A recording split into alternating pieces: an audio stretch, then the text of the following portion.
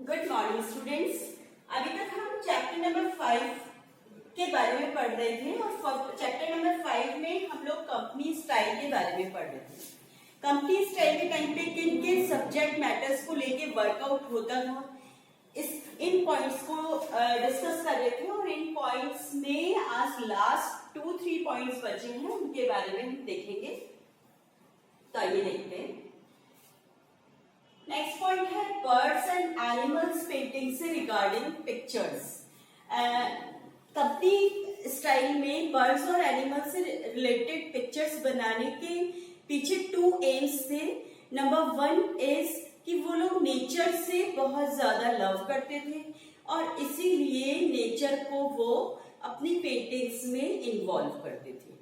और दूसरी बात ये है कि बॉटनिकल और जूलॉजिकल फील्ड में पीएचडी करने वाले लोग या उसमें स्टडी करने वाले जो लोग थे, उन लोगों के लिए भी स्पेशली इंसेक्ट्स का, बर्ड्स का, एनिमल्स का, इन सब का पिक्चराइजेशन करवाया जाता था। तो इन 2 एम्स को अलग अलग तरीके से यूज किया जाता था, मतलब अलग अलग तरीके से पेंटिंग्स बनाई जाती थी। जब इंसेक्ट्स, एनिमल और बर्ड को स्टडी पॉइंट ऑफ व्यू से बनाया जाता था तो केवल उनको ही पिक्चराइज किया जाता था और एनलार्ज करके पिक्चराइज किया जाता था या फिर बुक्स में पिक्चराइज किया जाता था। लेकिन जब उसको नेचर की ब्यूटी बढ़ाने के लिए, ब्यूटीफुल नेचर को पेंटिंग की ब्यूटी बढ़ाने के लिए यूज किया जाता था, तब उनको रियलिस्टिक फॉर्म में बहुत सारे कलर्स के साथ में उनको क्रिएट किया जाता था। इस टाइम पीरियड पे जो ये रियलिस्टिक पेंटिंग्स बनती थी उन पेंटिंग्स को बनाने में जेम्स फॉर्बस, जेम गोल्ड, एलिजाबेथ, ये सारे पेंटर्स ने अपने अपने इन्वॉल्वमेंट दिए थे। इसके बाद में है ट्रीज एंड प्लांट्स की पेंटिंग्स। ट्रीज और प्लांट्स की पेंटिंग्स बनाते समय जो अलग अलग यहाँ पे ज्योग्राफिकल वेरिएशंस है, उन ज्योग्राफिकल वेरिएशंस को काम में लेते हुए और यहाँ के प्लांट्स को, ट्रीज को, इन सबको पेंटिंग्स में इन्वॉल्व किया जाता था। उससे 2 चीजें होती थी बच्चों। एक तो पेंटिंग्स में जब ग्रीनरी और कलरफुल फ्लावर्स वगैरह आते थे तो उससे पेंटिंग के बैकग्राउंड जो होते थे उनमें एक एलिगेंस आता था। और दूसरी चीज ये होती थी कि जिस टाइप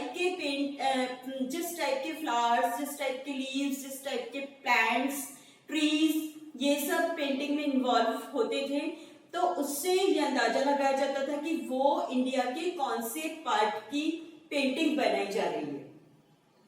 इस तरीके से पेंटिंग में वेरिएशन लाने के लिए नेचर को पूरी तरीके से काम में लिया गया और इंडिया के जो नेचर का वेरिएशन है उस पर फॉरेन कंट्री के पेंटर्स ने पूरी तरीके से अपना इन्वॉल्वमेंट दिया और पार्टिसिपेशन दिया। ट्रीज, प्लांट्स, इन सब की पेंटिंग्स बनाने के लिए जिन पेंटर्स ने वर्कआउट किया था वो है W.J. हुकर, लेडी कंगिंग और एमिली एडन। तो इस तरीके से आप इन सबके 2-2, 3-3 पेंटर्स के नेम्स लर्न करिएगा। इसके बाद में मैं आप लोगों को, क्योंकि आज ही आपका सब्जेक्ट मैटर वाला जो पॉइंट है वो पूरा कंप्लीट हो चुका है, तो मैं आप लोगों को बताऊंगी कि किस तरीके से जो कंपनी स्टाइल है, कंपनी स्टाइल में वेरिएशन ऑफ सब्जेक्ट मैटर्स को लेके वर्कआउट हुआ था, जिसकी वजह से ये पेंटिंग्स और भी ज्यादा ब्यूटीफुल बन गई थी।